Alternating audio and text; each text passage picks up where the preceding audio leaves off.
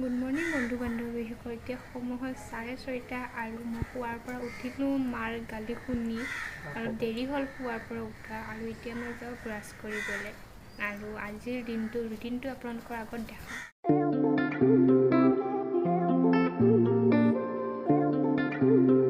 Brush কৰি আহি পালোঁ আৰু মোৰ বাবে মায়ে বনাই থৈছে চিৰা ভাজি থৈছে আৰু চাহ বনাই থৈছে।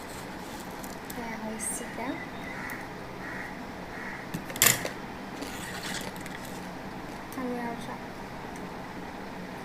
চাহখিনি খাই উঠিলোঁ, বাচন বৰ্তনকেইটা ধুলোঁ। এতিয়া যাওঁ গা ধুব। গা মাথা ধুই আহিলোঁ আৰু নামঘৰ চাকি গছ দি পিনে অলপ ফ্ৰী হৈ ল'লোঁ। এতিয়া অকণমান লিখিব লগা আছে, গতিকে লিখোঁগৈ আৰু।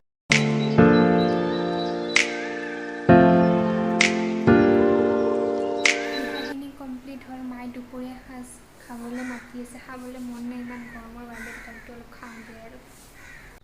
দুপৰীয়া সাজ খাই অকণমান জিৰাই এতিয়া অকণমান ছাতৰ ওপৰত আহিলোঁ। দুপৰীয়াৰ পৰা ইমান ৰ'দ দি আছিল, এতিয়া অকণমান বতৰটো ক'লা কৰিছে, অলপ বতাহও দিছে। সেইটো কাৰণে ভাবিলোঁ অকণমান ছাতৰ ওপৰতে যাই অলপ বতাহ খাওঁগৈ আৰু। এতিয়া মোৰ বাইদেউ বনাই আছে ফুচকা, চবৰে যাতে প্ৰিয়ই হয়, বিশেষকৈ ছোৱালীখিনিৰ দেই, মোৰো হয়।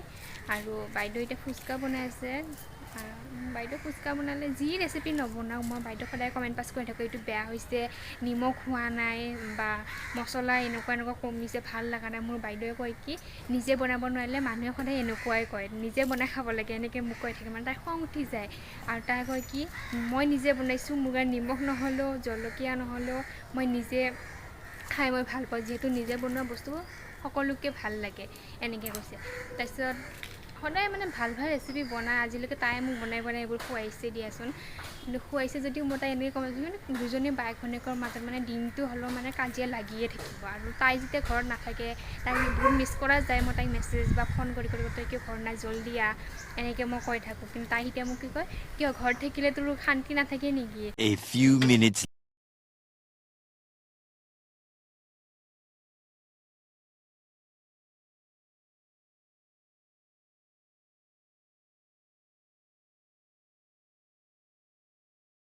ফুচকাৰ ভিডিঅ' দেখালোঁ, ভাল লাগিল খাই। যিহেতু ভাল লাগিল যদিও মোৰ এটাটো ডাইলগ থাকিবই, নিমখ নহ'ল, বাইদেউকতো খং উঠাব লাগিবই। আৰু আজিলৈ ভিডিঅ'টো ইমানে। আপোনালোকে আটাই যাতে মোক লাইক, কমেণ্ট আৰু ছাবস্ক্ৰাইব